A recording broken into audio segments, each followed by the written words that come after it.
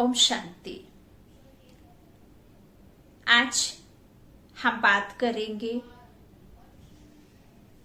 जो हमने भक्ति काल में संगम को जाना और हमने जो पुरुषोत्तम मास को जाना और हमने जो संगम में स्नान करने को जाना और ज्ञान में आकर के इस संगम को जाना और इस पुरुषोत्तम संगम युग को जाना और हमने कौन सा स्नान ज्ञान में सीखा, तो इन दोनों का अंतर समझते हैं।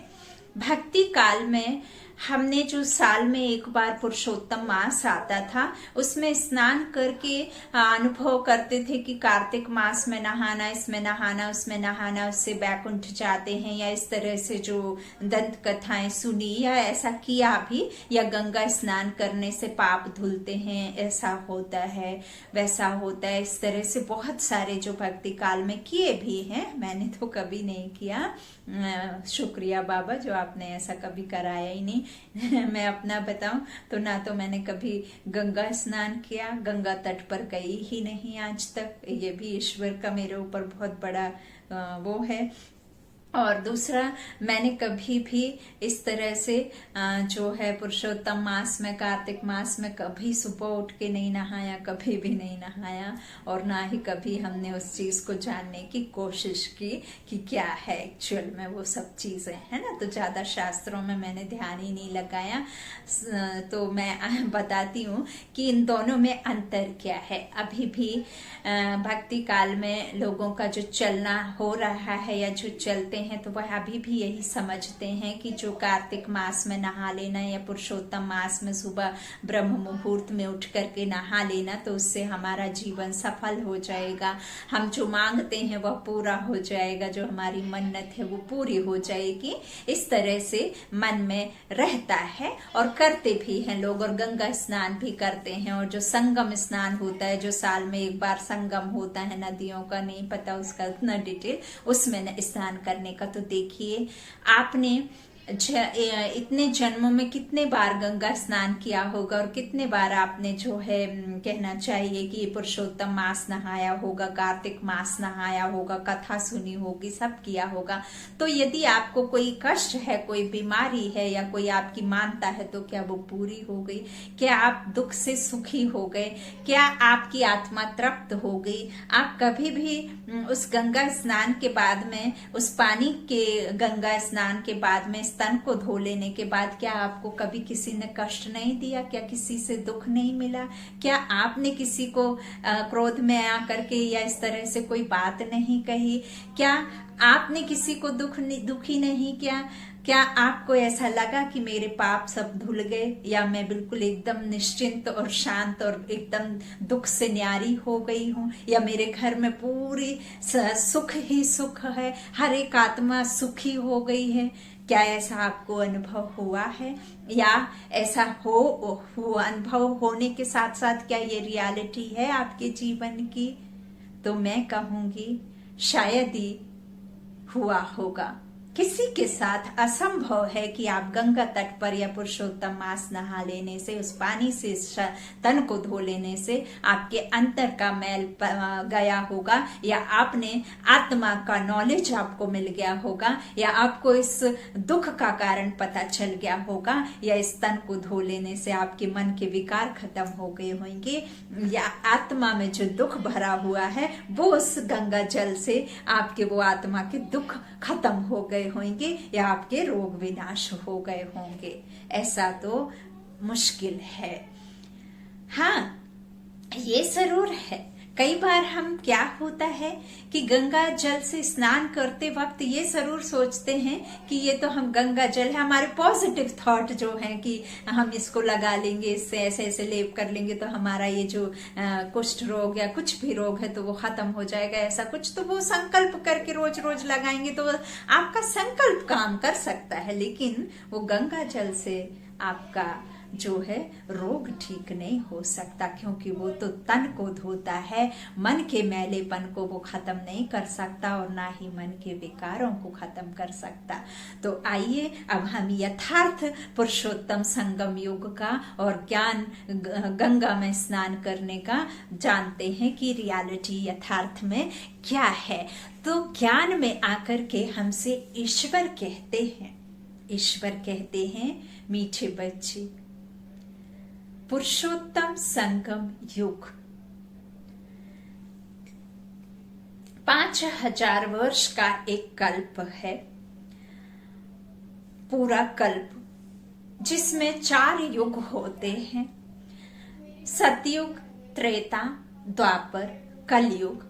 जब यह चारों युग खत्म होते हैं तब अंतिम युग छोटा सा संगम युग, जिस संगम युग में स्वयं परम पिता परमात्मा ब्रह्मा रथ ब्रह्मा तन में अवतरण होकर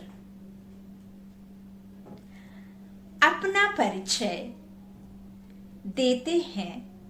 उसके बाद आत्माओं का परिचय देते हैं और अपना जो मनुष्य सृष्टि का बीज रूप सुप्रीम सोल है, सर्वशक्तिमान निराकारी पिता है, वो अपनी नॉलेज देते हैं, अपनी समझ और हम आत्माओं की समझ देकर के हम आत्माओं के दुखी होने के कारण बताते हैं और उन दुखों से छूटने का हमें ज्ञान देते हैं, ज्ञान मुरली सुनाते हैं। इस संगम युग पर अवतरित होकर के हमें ऊंचते ऊंच बेहद का ज्ञान दाता सर्वशक्तिमान पिता हम आत्माओं को ब्रह्मा मुख, इस बड़ी नदी के मुख के द्वारा ब्रह्मा मुख से स्वयं ईश्वर ज्ञान आत्माओं को इस संगम युग पर देते हैं। फिर वह आत्माएं, माना हम आत्माएं, मनुष्य आत्माएं इस ज्ञान वर्षा से स्नान करते हैं और उस ज्ञान वर्षा से स्नान करने के बाद हम आत्माएं पवित्र बनती हैं। जैसे कहा जाता है कि खेती में आप कितना भी बाल्टियों से पानी डालें, घर से कितना भी पानी आप ले जाएंगे, लेकिन आपका अनाज उस पानी की सिंचाई से नहीं होगा जब तक बादलों से वर्षा ना हो। जब वर्षा होगी तभी आपको फसल मिलेगी। यूं तो आप कितना भी डाल दें तो लेकिन वो जो फसल है वो उतना नहीं देती जितना आप कहते हैं। ऐसे ही ये आत्मा जब ये 4 युगों में अपना आत्मा एक चोला छोड़ दूसरा शरीर रूपी चोला जब धारण करती है तो आत्मा के 84 जन्म होते हैं। फिर आत्मा ही सतो रजो तमो में आती है। फिर तमो प्रधान से फिर इस संगम युग पर आत्मा को परमात्मा का ज्ञान जब मिलता है तो इस परमात्मा ज्ञान वर्षा से आत्मा वापस पतित से पावन बनती है। पतित पावन आकर के इस आत्मा को पावन बनाता है। तो इस ज्ञान वर्षा से आत्मा दुखों से मुक्त होने का बाबा जो परमात्मा ज्ञान देते हैं उससे जो है कष्टों से मुक्ति पाती है। मुक्ति जीवन मुक्ति एक होता है मुक्ति, दूसरी होती है जीवन मुक्ति। जीवन मुक्ति अर्थात हमारा तन तो होता है लेकिन हम मुक्त अवस्था में जीवन जीते हैं, अर्थात खुद को आत्मा समझते हैं। और एक होती है मुक्त अवस्था जहाँ वाणी से परे आत्माओं का घर जहाँ रहता है तो वहां मुक्त अवस्था में रहती है, जीवन नहीं होता है ना। तो वहां शांति धाम मुक्त अवस्था में आत्मा रहती। तो मुक्ति जीवन मुक्ति ज्ञान सागर पिता संगम युग पे आकर देता है। अब आते हैं पुरुषोत्तम। तो पुरुषोत्तम क्या है? पुरुषोत्तम अर्थात हमारा जो प्रकृति है, ये शरीर है, आत्मा, आत्मा जो है पुरुष है। तो अभी आत्मा प्रधान नहीं है, क्योंकि आत्मा पतित हो गई है, छीछी बन गई है। आत्मा इस सतो रजो तमो के ड्रामा में आते आते एकदम जो है विकारों से भर गई है। काम, क्रोध, मोह, लोभ, अहंकार, द्वेष, घृणा, इन सब अवगुणों से, इन सब विकारों से हर एक आत्मा इस वजह से दुखी हो गई है। अब इस आत्मा के दुखी होने के कारण ये 5 विकार हैं। अब इन 5 विकारों को इस आत्मा से कैसे हम बाहर निकालें, इस माना इस पुरुष को कैसे प्रधान बनाएं,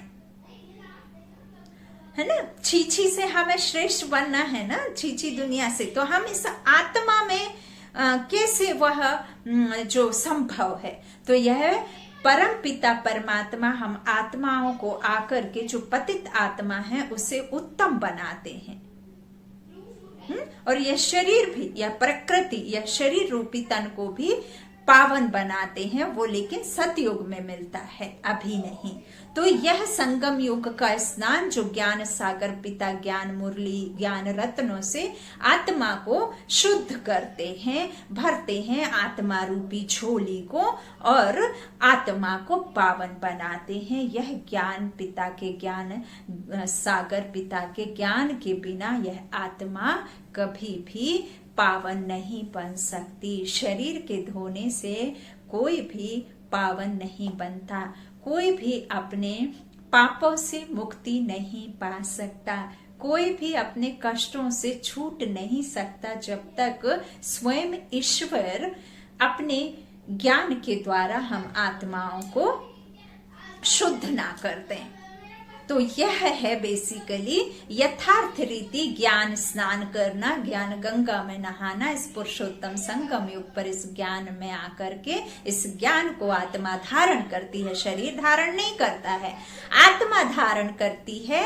कौन सा धारण करती है? जो आत्मा के स्वरूप हैं, हमारे जो निज गुण हैं, आत्मा के निज गुण हैं, वह इन विकारों पर जीत पहनती है और इस रूहानी ज्ञान से जीत पहनती है। किस पर? विकारों पर। और फिर वो विकारों को कन्वर्ट करती है अपने निज गुणों से। तो वो निजी गुण कौन कौन से हैं? अब यहाँ तो हो गया हमारा कि कहना चाहिए काम, क्रोध, मोह, लोभ, अहंकार, द्वेष, घृणा 7 हो गए, 7 हो गए। अब इनको हमें किस में बदली करना है और वो कैसे होते हैं? फिर हमारा आता है पवित्रता, प्रेम, सुख, शांति, शक्ति, ज्ञान, आनंद। तो यह सब जो 7 हैं उन अवगुणों को खत्म करके यह निज गुण हमको शांति, सुख, शांति, आनंद, प्रेम, पवित्रता, इस सब के जो हमें है इनको कन्वर्ट करना है। और यह रूहानी पिता आकर, स्वयं ईश्वर आकर के हम आत्माओं को यह ज्ञान देता है। और फिर हमारे जो गुण धारण करने होते हैं और उनको खत्म करने के लिए इस ज्ञान वर्षा से आत्मा नहाती है। तभी फिर सुख का, सुखी संसार की स्थापना स्वयं ईश्वर आकर के वैकुंठ की स्थापना कराते हैं। वैकुंठ दर्शन तो वो यहाँ बैठ करके कराते हैं, लेकिन इस ज्ञान की प्रालब्धि प्राप्ति हमें देवी देवता बन करके परमात्मा नर से नारायण और जो है मनुष्य से देवता बनाते हैं मनुष्य आत्माओं को। तो यह है असली ज्ञान स्नान। ओम शांति।